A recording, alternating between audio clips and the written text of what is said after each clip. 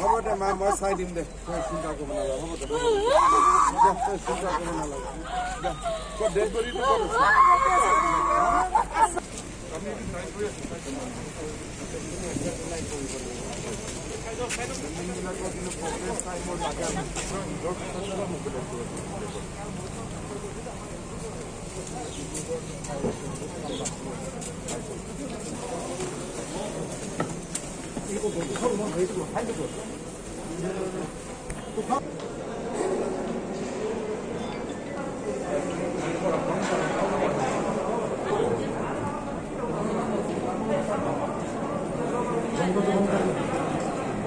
মই বৰপেটা জিলাৰ কোভিড পৰিৱেশটোৰ পৰ্যালোচনা কৰাৰ কাৰণে ইয়াত আহিছিলোঁ। আমাৰ পজিটিভিটি বৰপেটাত কম আছে যদিও ইনফ্ৰাষ্ট্ৰাকচাৰৰ অভাৱৰ কাৰণে আমি দেখা পাইছোঁ যে অনাগত দিনত হয়তো কিছু পৰিৱেশটো অলপ তললৈকে যাব পাৰে।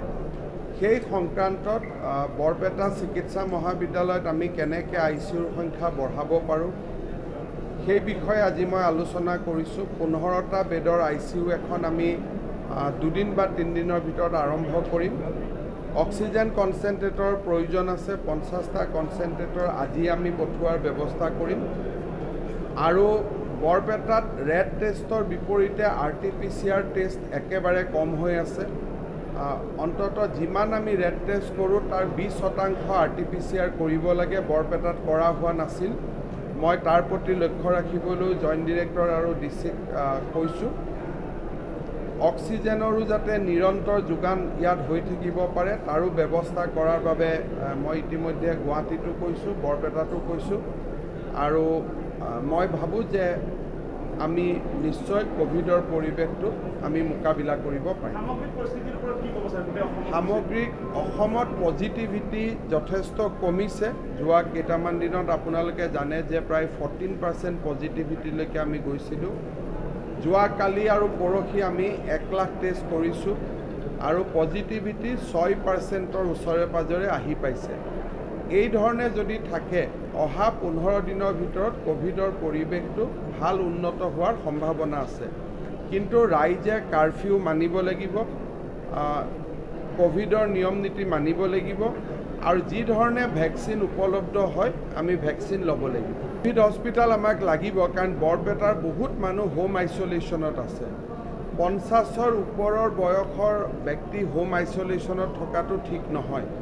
সেইকাৰণে বৰপেটাত আমি যাতে 50 বছৰ ওপৰৰ ব্যক্তি হোম আইচলেশ্যনত নাথাকে তাৰ কাৰণে আমি ব্যৱস্থা কৰিব লাগিব আৰু কৰাৰ আগতে কিছু ইনফ্ৰাষ্ট্ৰাকচাৰ উন্নত কৰিব লাগিব। মই আজি গুৱাহাটীত গৈ গোটেই ব্যৱস্থাখিনি ল'ম। শুক্ৰবাৰৰ পৰা আন্তঃজিলা বন্ধ হ'ব, যাতে যিখন আমাৰ উদ্দেশ্যটো হ'ল যে অহা 15 দিনৰ ভিতৰত ধৰি ল'লোঁ বৰপেটাৰ কোভিড উন্নত হ'ল। আকৌ বেলেগ জিলাৰ পৰা মানুহ অহাৰ পৰিৱৰ্তে আমি যাতে বৰপেটাত সাধাৰণ জীৱন যাত্ৰা উভতাই আনিব পাৰোঁ তাৰ কাৰণে আমাৰ ইণ্টাৰ ডিষ্ট্ৰিক্ট যিটো মুভমেণ্ট, পেচেঞ্জাৰ মুভমেণ্ট সেইটো কিছুদিনলৈকে বন্ধ থাকিব।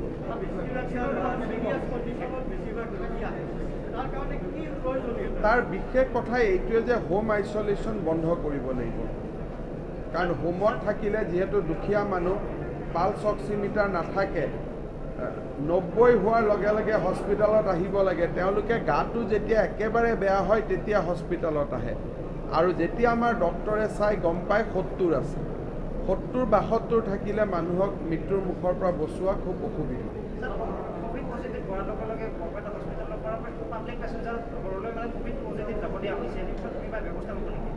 গভৰ্ণমেণ্ট আমি হোম কোৱাৰেণ্টাইনৰ কাৰণেতো যাব দি আছিলোঁ, কাৰণ মানুহে কাজিয়া কৰে যে আমি ঘৰত যাম নাথাকোঁ।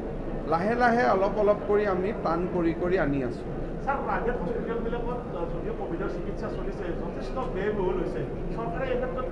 চব আমাৰ চৰকাৰত হস্পিটেল, চৰকাৰত ICU খালী আছে।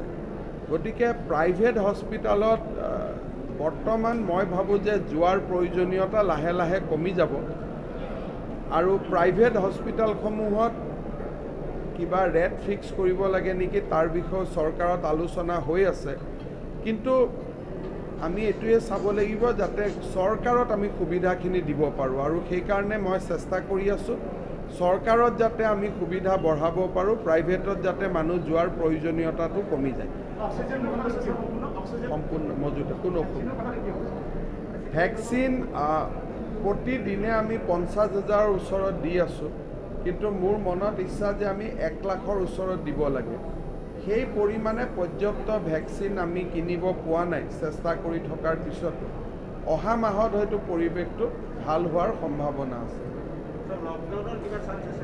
ইয়াতকৈ আৰু কি লকডাউন দিব এক প্ৰকাৰটো লকডাউনেই আছে খালি যিখিনি নিৰ্দেশ দিয়া হৈছে সেইখিনি যাতে ভালকৈ পালন কৰে কাৰণ লকডাউন দিলেওতো মানুহক খোৱা বস্তু কিনিবৰ কাৰণে এটা সময়তো ৰিলেক্সেশ্যন দিবই লাগিব ব্লেক ফাংগাছৰ ৰোগী যোৱাক এপ'ল' হস্পিটেলত ওলাইছে তেখেতৰ মৃত্যু হৈছে এই বিষয়ে আমাৰ মেডিকেলৰ চিকিৎসকসকলে আলাপ আলোচনা কৰি আছে ইয়াৰ ঔষধ পাতিৰো আমি এল'কেশ্যন বিচাৰিছোঁ চৰকাৰৰ পৰা আৰু বিষয়টো সম্পৰ্কে আৰু অলপ স্পষ্ট হ'লে আমি আপোনালোকক জনাম